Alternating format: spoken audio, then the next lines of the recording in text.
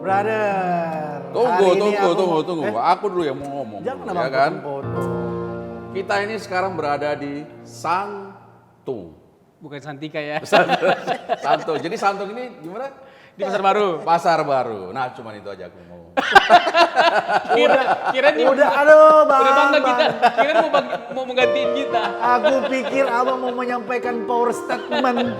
Gak taunya cuman itu aja. Tapi betul. di mana tadi? Santung di Pasar Baru. Pasar Iya. Baru. Kita kan masih di sini nih. Iya. Aku udah lama aku jadi Kristen. Iya. Dari sejak aku brojor,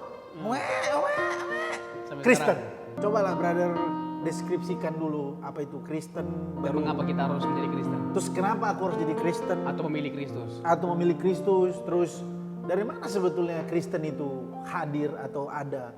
Soalnya kan, iya aku dulu belajar di sekolah, Kristen itu kan katanya apa namanya agama imperial kak, agama yang dibawa oleh orang-orang Belanda sana. Jadi coba brother jelaskan dulu terkait dengan Kristen dan kenapa kita harus memilih Kristus sebagai Tuhan. Tapi kalau ngomong sejarahnya nggak usah panjang-panjang. Saya rasa ini pertanyaan menarik sekali dari dia ya. Aku nggak menarik Jadi, brother. Selalu aku tumben. menarik. Iya. Tumben pertanyaan dia hari ini bagus. Kalau pertanyaan sih nggak pernah salah, pikirannya yang salah tuh.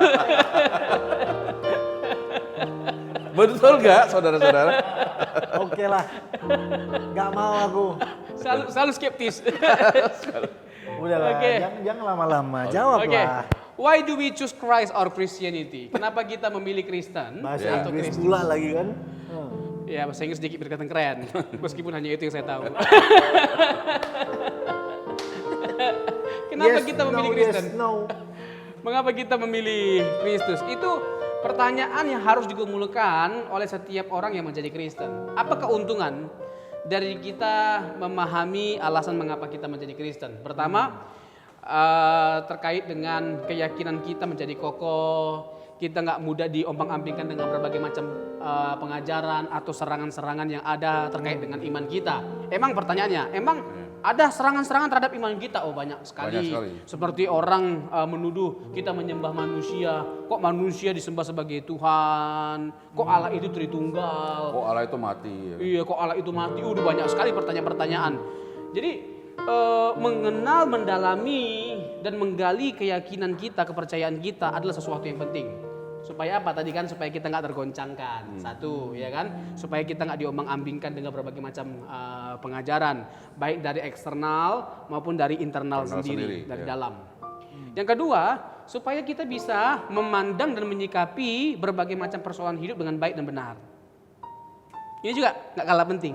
Supaya kita yang ketiga, supaya kita bisa menjalani kehidupan kita seperti yang dikehendaki oleh Tuhan. Kehidupan seperti apa yang Tuhan kehendaki untuk kita jalani. Nah, brother, pernah nggak terlintas di pikiran brother hal-hal ini? Pernah nggak brother mempergumulkan hal ini? Enggak. Tadi kan saya singgung tadi, mengapa pertanyaan ini penting untuk kita bergumulkan. Nah, Tadi saya sudah sama ini singgung. ada pertanyaan juga ini. Ini belum dulu, Abang, ini belum dijawab Jawab langsung dulu, mau Abang. bertanya Kasih Bang. pertanyaan. Kenapa kita memilih Kristen? Di Ya. rumah Nah, pun pasti banyak yang kasih pertanyaan. sekarang gini, kenapa Tuhan itu bisa memilih kita jadi orang Kristen? Memilih kita. Ada itu juga kan ada hubungannya juga kan? Tidak terlintas di pikiranku selama ini pertanyaan. Dalam kali ini. Tapi Bang. lain waktu kita jawab ya. Lain waktu kita jawab. Oke. Paten kali pertanyaan itu ya. Ya, tadi ada beberapa hal ya yang mungkin jadi fokus kita ya. Tadi ada 3 hal. Dengan kita mempelajari, mendalami persoalan ini, pertanyaan ini. Yang pertama supaya kita tidak mudah diombang-ambingkan dengan berbagai macam pengajaran yang ada. Banyak sekali serangan, ya banyak sekali pengajaran di luar sana yang bisa menggoncangkan, menggoyahkan, bahkan membuat kita jauh dari Kristus. Itu udah tadi. Ya. Yang lain apa? Yang kedua, tadi kan supaya kita bisa memandang dan menyikapi hidup dengan baik dan benar. Oke. Tadi kita juga sebelumnya ya, dalam episode sebelumnya sudah mempersoalkan panjang lebar mengenai bagaimana kita orang percaya mengalami banyak persoalan, penderitaan. Nah, memandang dan memahami kekristenan dengan baik membantu kita untuk bisa dengan benar menyikapi semua masalah itu. Meresponi semua masalah itu. Dan itu salah satu keuntungan yang bisa kita dapatkan dengan kita mempersoalkan mengapa kita memilih Kristus atau menjadi Kristen. Yang ketiga, supaya kita tahu kehidupan seperti apa yang harus kita jalani sebagai orang Kristen. Keindahan dan keagungan kekristenan itu terletak pada ajaran dan pribadi Kristus. Itu dulu yang pertama yang harus kita garis bawahi. Keindahan dan keagungan dari kekristenan itu terletak pada pengajaran dan pribadi Kristus. Karya, tindakan, semua hal yang dia lakukan. Dia datang itu untuk menyelamatkan kita. Dia mati dan bangkit itu karena kita. Kalau seandainya manusia nggak di dalam dosa, dia nggak perlu mati. Dia nggak perlu turun ke dunia dan menderita. Dia turun ke dunia menjadi manusia dan menderita itu karena kita. Dia datang menggantikan kita, korban substitusi. Seharusnya kita yang menderita, kita dihukum, tapi Allah menimpakan hukuman itu kepada anaknya yang tunggal. Tuh, itu terlalu dogmatis. Aku dari episode pertama sampai sekarang dogmatis terus. Nah. Sekarang gini brother, enggak. Sebelum selesai episode ini, aku tanya sedikit, kasih contoh di mana keagungan karakter Kristus yang dia tunjukkan selama dia hidup di muka bumi. Ya. Kasih contoh bagaimana dia. Oke, tadi kan ada ada responi setiap masalah, persoalan, pergumulan hidup. Cuman coba. satu-satu kita bahas. Jadi kan tadi berarti ada 3 hal yang harus kita pelajari kan. Ya. Bahwa dengan menggali tentang kekristenan, mengapa kita memilih menjadi Kristen dan memilih Kristus. Ya pertama, ya kan kita nggak mudah diombang-ambingkan dengan berbagai macam pengajaran. Nah apa yang saya jelaskan tadi itu terkait dengan poin yang pertama, bahwa kita harus tahu dong inti dari iman Kristiani. Ya kan kita percaya kepada Kristus, iya tapi kita nggak tahu apa-apa tentang Kristus, makanya menjadi penting. Betapa Tadi kan bodoh saya, sekali kita. iya. Dan untuk segala sesuatu kita maksimal, ya kan? Masa untuk mendalami iman kita nggak maksimal? Seharusnya tidak ada hal yang lebih maksimal kita persoalkan selain mengenal dan memberikan hidup kita kepada Kristus. Jadi kekristenan, keindahan dan keagungan kekristenan itu terletak pada ajaran dan pribadi Kristus. Dia datang, dia mati bagi setiap kita. Itu karena kita telah jatuh dalam dosa. Jadi kasih dan cinta Tuhan itu sempurna bagi setiap kita.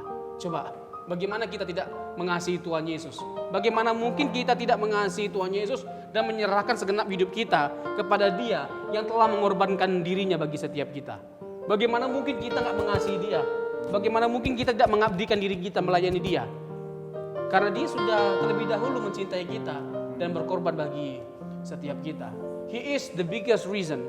Dialah alasan terbesar mengapa kita hidup dan mengapa kita harus hidup bagi Dia. Itu yang pertama, brother. Terus? Ya. Yang kedua tadi kan kita mempersoalkan. Masih ingat nggak, Bang? Pasti Yang abang kedua, lupa. supaya kita bisa menyikapi masalah hidup kita atau hidup ini dengan baik dan dengan benar. Roma 8 ayat 17 dan 18. Paulus menghibur jemaat Roma. Ya kan? Bahwa penderitaan yang kamu alami tidak sebanding dengan kemuliaan yang Tuhan sediakan. Iya, Tuhan sediakan nanti ya di langit baru dan bumi yang baru.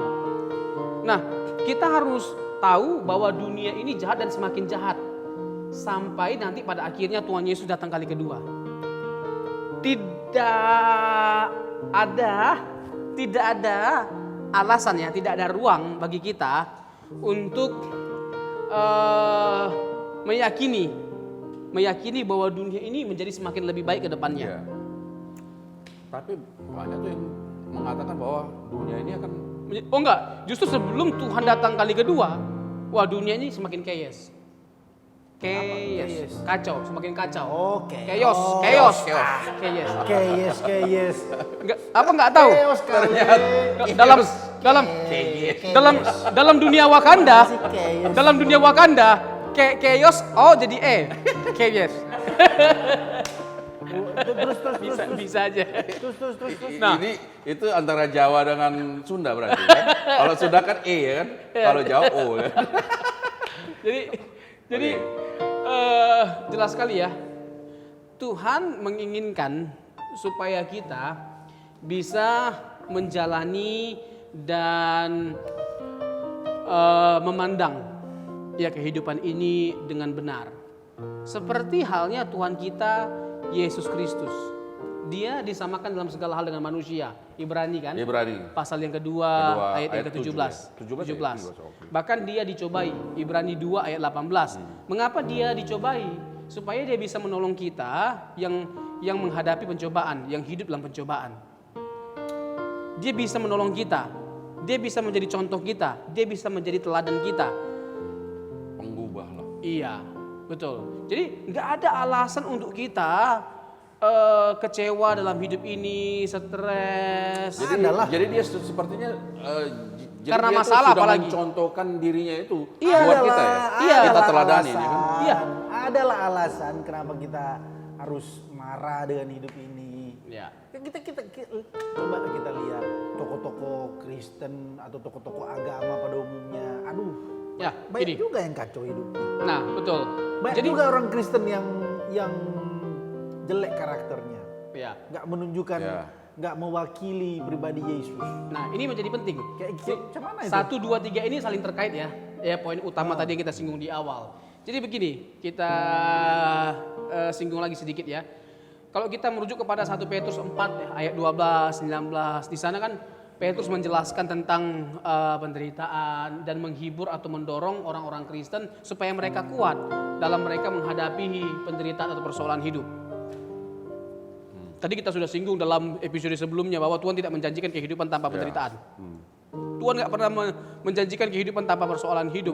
Banyak masalah kita, banyak penderitaan yang kita alami.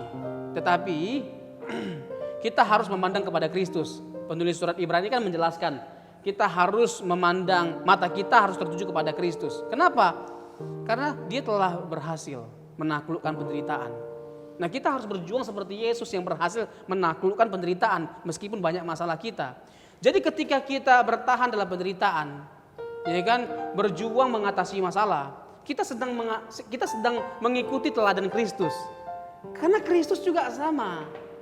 Mengapa Dia mengalami yang sama iya, seperti kita. mengapa dia memberikan dirinya untuk dicobai? Iya. Kan Tuhan nggak bisa dicobai. Di mana? Coba kasih contoh. Iya. Tuhan kan nggak bisa dicobai. Jangan terlalu teoritis kita ngomongnya. Kasihlah contoh langsung di mana Tuhan itu dicobai, bagaimana cara dia karakternya diuji, bagaimana dia dalam situasi-situasi tertentu yang dalam penderitaan, kayak gimana? Ini- supaya nggak ngawang-ngawang kita ini.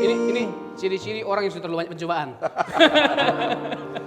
Nah, ketika Tuhan Yesus itu Ya, mengapa dia memberi dirinya untuk memberi dicobai? diri, ya. Iya, cemana pencobaan-pencobaan yang dikasih sama dia itu. Ya, Tuhan Yesus saja dicobai. Tuhan Yesus dicobai, ya, memberi dirinya untuk dicobai.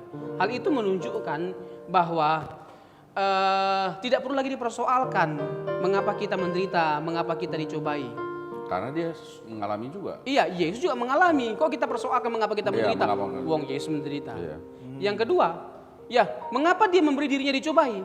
Supaya kehidupannya itu nanti kelaknya menjadi teladan. Teladan bagi kita ya. Yesus dicobai loh, tapi dia menang.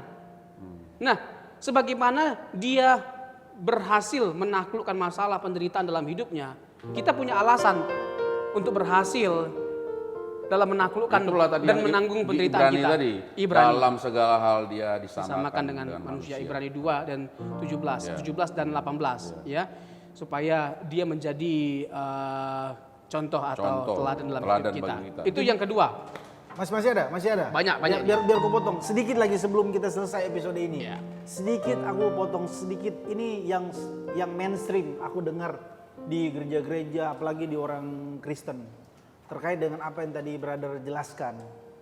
Kan dari tadi pas aku dengar, kayaknya jadi Kristen itu menderita, menang pencobaan, karakternya mesti agung, mesti kayak Tuhan Yesus. Tapi perasaan waktu aku dari kecil diajarkan aku jadi Kristen, cukup percaya Yesus, mengaku dosa, Semua akan aman. kau diselamatkan, masuk surga. Kenapa jadi Kristen nih jadi Kayak sukar jadi jadinya. kayak sukar, Oke. jadi Ini- kayak susah. Tapi hal yang tersebut itulah yang membuat kekristenannya menjadi melempem kalau menurut saya. Bukannya Iya. Oh. itu yang diajarkan selama ini di Kristen? Oke. Sekarang Atau gimana yang benar? Sekarang back to the Bible. Mari kita kembali kepada lab Top, Alkitab Bang. Ya, oke. Mari kita kembali kepada Alkitab. Sebelum selesai ini atau kita sambung di Wah, ini masih bisa. Masih bisa, masih bisa. Sebentar saja.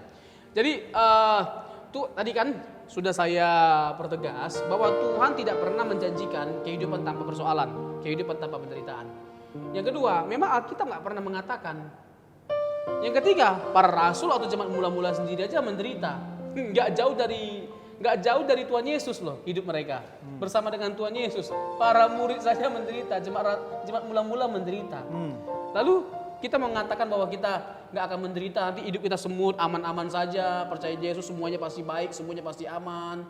Nanti langsung tinggal kita masuk surga waktu kita mati. Faktanya nggak sedikit orang yang sekalipun sudah Kristen, sungguh-sungguh mengasihi Tuhan, bahkan nggak sedikit di antara mereka yang banyak masalah, banyak penderitaan. Contohlah di masa COVID ini. Ya kan? Nggak sedikit orang Kristen kena, bahkan pendeta atau yang mengasihi Tuhan tanpa terkecuali kena. Jadi nggak tolak ukur COVID-19. Kalau dia kena COVID berarti kurang mengasihi Tuhan.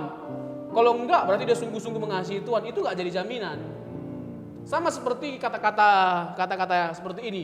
Kalau orang mati menderita, itu pasti kalau dia mati dalam keadaan yang tidak baik, itu pasti banyak kesalahannya. Itu pasti jahat kali dia. Tapi belum tentu. Nanti kita singgung masalah ini. Oke, nanti kita sambung. Iya. Lanjut, brother. Tadi pertanyaan si Bang Boin terkait dengan pertanyaan aku juga yang mewakili Bang Boin juga, sama mewakili Bapak Ibu yang ada di rumah, saudara-saudara seiman. Jadi selama ini pemikiran kita yang cukup percaya Yesus langsung masuk surga, salah dong? Oke. Atau gimana? Ya. Tadi kan sudah Kayaknya saya. jadi susah kita masuk surga gara-gara harus menderita dulu. Ya. Macam gimana? Jadi hal yang harus kita pahami adalah bahwa jangan mengharapkan ya di dunia ini kita tidak akan menemukan yang namanya kejahatan, kita tidak akan menjumpai yang namanya ketidakadilan. Jangan pernah, nggak ada kehidupan seperti itu di dunia ini. Selama kita masih hidup di dunia ini, satu-satunya kehidupan di mana tidak ada penderitaan, tidak ada lagi ketidakadilan, tidak ada air mata, itu hanya ada satu. Di mana itu? Surga. Dan berita baiknya adalah Tuhan sudah brother udah pernah ke surga? Belum. Makanya jangan sok tahu, brother. Tapi apa yang membuat kita percaya? Jangan, brother, sok Nah, tahu. ini menarik nih. Kita nggak pernah ke surga, tapi apa yang membuat kita percaya bahwa surga itu ada dan kita pasti akan pergi ke sana? Karena Tuhan yang menjaminnya lewat kebangkitannya. Kalau dapat dibuktikan Yesus benar-benar bangkit dari kematian, kan sulit untuk ditangkap kan? Tapi baik secara Alkitab maupun historis dapat dibuktikan bahwa benar Yesus itu bangkit dari kematian. Kebangkitannya itulah yang menjadi dasar untuk kita percaya bahwa surga itu ada. Dan segala apa yang dia janjikan itu benar adanya. Kecuali Yesus gak bangkit, gak usah kita percaya. Ya kan? Jadi bisa gak diterima? Masuk akal gak? Bisa diterima dan masuk akal. Logis sekali itu. Jangan terlalu melebar. Kok jadi kebangkitan yang kita bahas? Nah, karena yang tadi kita kan bahas ini kenapa kita memilih Kristen dan memilih Yesus sebagai Tuhan. ya itu gak bisa dipisahkan, brother. Oh ya? Dari kematian dan Satu kebangkitan. paket. Karena memang kebangkitan Tuhan Yesus itu yang menjadi dasar mengapa kekristenan itu ada. Kalau Yesus tidak bangkit, kekristenan tidak ada. Emang di mananya rupanya Kristen itu pertama kali? Ya, itu Kisah Rasul 11 ayat 26. Ya, ketika Paulus melayani di Antioquia, melayani di Antioquia, lalu untuk pertama kalinya mereka orang-orang yang di sana menyebut mereka itu adalah Kristen. Sebenarnya itu sebuah ejekan. Oh ya? Lebih kepada mereka yang mengikut Yesus, mengikuti teladan hidup Yesus, memiliki gaya hidup Tuhan Yesus. Oh ya? Iya. Jadi orang melihat itu pertama kalinya. hidupnya orang Jadi pengikut ejek-ejekan Kristus itu rupanya ya, itu. makanya disebut dia Iya, Kristen. karena mereka mengikuti Tuhan Yesus, mengikuti ajarannya dan hidupnya. Iya. Udah pintar bambu ini. Udah mantap ini. Udah bisa digantiin kita. Udah bisa dia jadi pengkhotbah KKR. Jadi gini, brother. Sekali lagi. Jadi kebangkitan Tuhan Yesus itu yang menjadi dasar mengapa kita percaya surga itu ada, mengapa kita percaya ada kehidupan di balik kematian, mengapa gereja bisa ada, Bang, mengapa kekristenan bisa ada. Itu karena Yesus bangkit. Jadi kebangkitan Yesus itu yang menjadi dasar atau jantung atau epicentrum dari kekristenan. Jadi nggak kita kaitkan ke peristiwa kebangkitan Tuhan Yesus ketika kita membicarakan mengapa kita memilih Kristus. Sangat masuk akal sekali pada akhirnya mengapa kita menganggap bahwa kekristenan itu sebagai agama yang benar. Karena apa?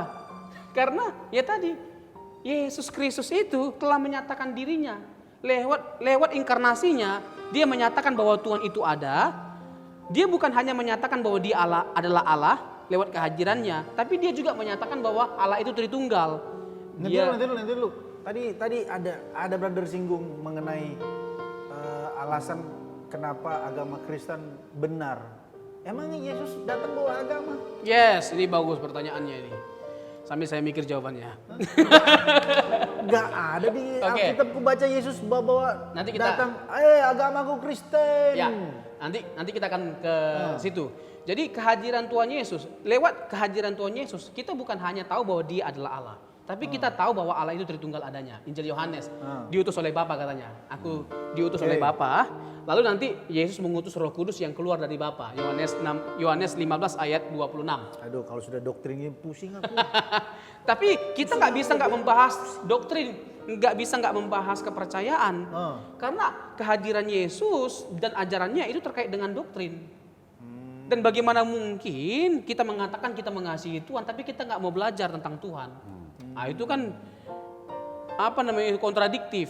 Untuk bapak-bapak, ibu, saudara-saudara di rumah yang mengatakan mengasihi Tuhan harus belajar mengasihi Tuhan, harus belajar doktrin. Supaya doktrin kita nggak yang benar. Digoyangkan, supaya digoncang. Ya.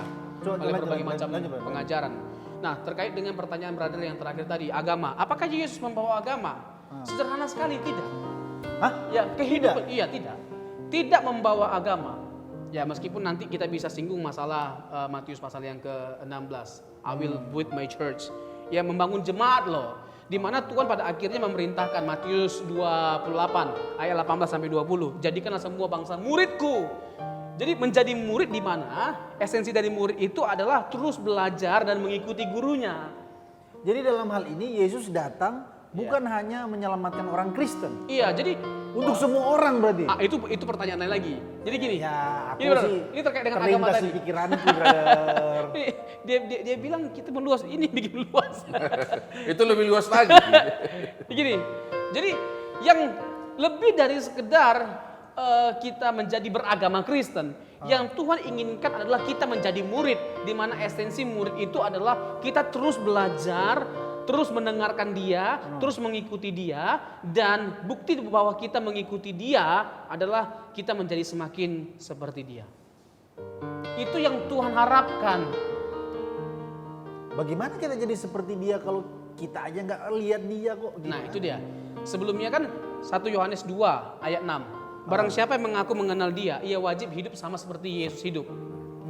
Wajib hidup seperti Yesus hidup, bukan wajib kaya, bukan wajib makmur, wajib mengalami mujizat, tapi wajib hidup seperti Yesus hidup.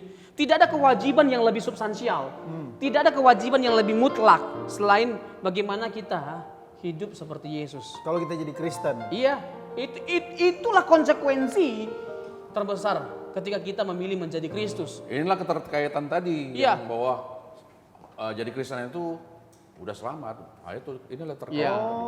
Oke, nangkap aku. Nah, jadi konsekuensi logis dari seseorang menjadi Kristen, dia harus hidup sama seperti Kristus hidup. Ya itu. Jadi kita macam bagaimana paten, itu? Itu paten. Oke, Kristus sekarang hidup, kasih satu contoh, contoh biar konkret. Oke. Sebenarnya kan kalau kita mempersoalkan hal itu kan kompleks kan? Kompleks Bang. Hidup seperti Yesus, apakah kita akan benar-benar memiliki kualitas hidup yang sama seperti Tuhan Yesus? Gak mungkin. Gak mungkin. Tetapi maksudnya dalam pengertian bagaimana kita menjalani kehidupan seperti kehidupan yang telah dia jalani. Ya kan, seperti dia murah hati, menolong orang banyak. Yang pelit-pelit di rumah, yang mengaku Kristen, jangan pelit, harus murah hati, seperti Yesus. Iya, bertobat lah kan. Tapi Tuhan Yesus tidak membutuhkan pertobatan. Kita maksudnya, ya kan, pengen masuk surga tapi hidup terus dalam dosa. Nah, jangan pernah terlintas dalam pikiran kita untuk masuk surga tapi terus hidup dalam dosa. Yang masih suka bikin dosa di rumah, jangan bikin dosa. Pasti nggak selamat, ya kan? Bahkan orang pelit pun nggak masuk surga. Bang Boin, jangan pelit Bang Boin. Habis ini Jadi terakhir tidak menjadi sederhana bahwa orang Kristen itu langsung masuk surga. masuk surga. Otomatis masuk surga. Iya, otomatis. Itu Jadi salah dong aku selama ini bilang Ya. masuk Kristen, masuk surga. Salah dong ya. Ya, gini. Gimana atau cemana? Jadi memang kehidupan Kristen itu unik sekali. Dalam tanda petik memang tidak mudah. Tapi kalau kita membiasakan gairah hidup kudus, lama-kelamaan itu menjadi biasa. Wonderful ini Bang. Menjadi biasa. paten. Menjadikan apa? Gairah hidup. Iya, menjalani gairah hidup kudus. Menjalani gairah Itu akan hidup menjadi kudus. biasa. Meskipun itu sukar di Aku awal-awalnya. tulis dulu di status ini Bang. Sebenarnya kan Menjadikan gairah hidup kudus. Cok, lanjut. sebenarnya kan sesuatu yang sukar itu sukar untuk dijalani. Tetapi ketika kita membiasakan diri untuk menjalaninya, yang sukar itu menjadi biasa. Oh, bisa Nah, lah biasa. pertanyaannya apakah kita sudah terbiasa menjalani kehidupan yang kudus? That's the problem. Waduh. Jadi menjadi hidup seperti Tuhan Yesus Berat. itu dalam pengertian apa? Bagaimana kita tunduk kepada kehendak Allah. Ya kan Tuhan Yesus kan waktu dia menjelma menjadi manusia, dia benar-benar memposisikan dirinya sebagai utusan, sebagai hamba. Nah, kalau Tuhan Yesus saja memposisikan dirinya sebagai hamba, apalagi kita, Bang? Taat. Seperti Yesus taat sampai mati. Sampai mati. Nah, Jadi itu- dengan kata lain, Seperti brother, itulah seperti Yesus. Jadi dengan kata lain, ketika kita jadi Kristen, kita di posisi yang sulit, Ya. bukan jadi makin mudah hidup kita. Iya. Jadi sulit untuk mematikan daging ini nih. Iya.